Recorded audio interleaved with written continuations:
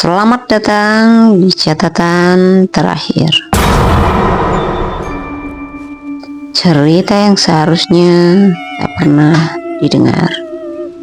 Kali ini kita punya cerita nyata yang berasal dari Yogyakarta, di mana cerita ini tentang pembunuhan seorang mahasiswi. Jadi si korban, si mahasiswi tadi, kondisinya tuh dia tuh lagi sendirian di kamar. Nah, malam itu teman-teman kosnya tuh bilang sempet denger suara kayak orang diseret, sama suara pintu kebanting kenceng banget. Nah, tapi mereka pikir cuma salah satu anak yang lagi ribut gitu. Namun pada pagi harinya, mahasiswa dan mahasiswi di sana melihat pintu kamar korban terbuka sedikit. Dan yang mereka lihat, darah sudah mengalir sampai ke lorong.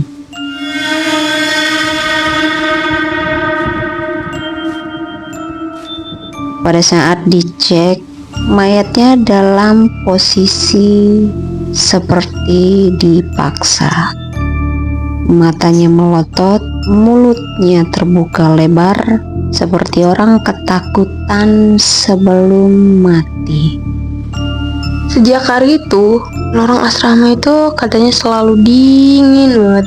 Bahkan kalau siang bolong pun juga tetap, hawanya tuh tetap dingin.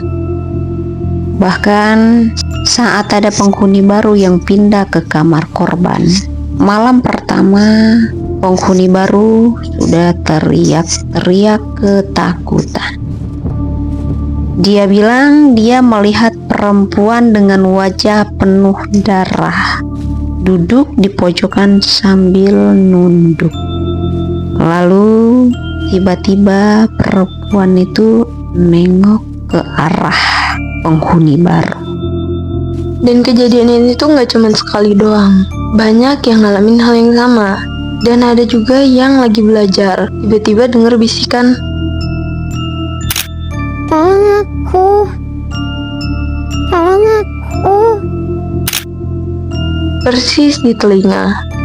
Padahal dia tuh di kamar sendirian.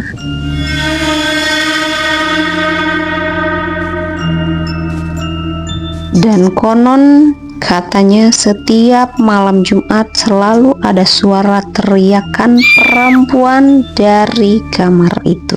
Dan teriakannya panjang banget, seperti orang yang sedang disiksa.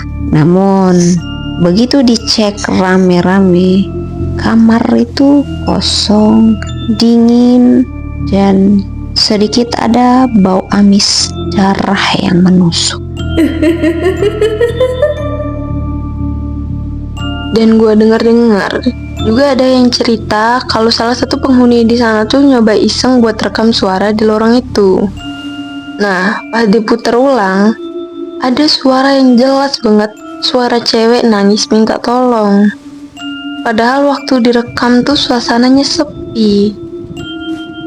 Warga sekitar percaya kalau arwah korban belum bisa tenang karena kasus pembunuhannya sendiri katanya tidak benar-benar tuntas. Jadi dendam dan rasa takutnya terbawa sampai ke dunia lain.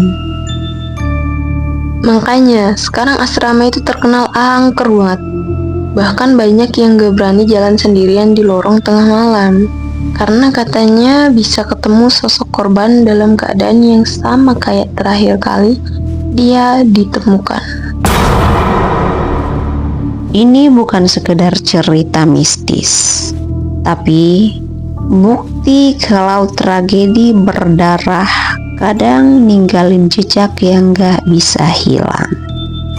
Bahkan setelah bertahun-tahun atau selamanya.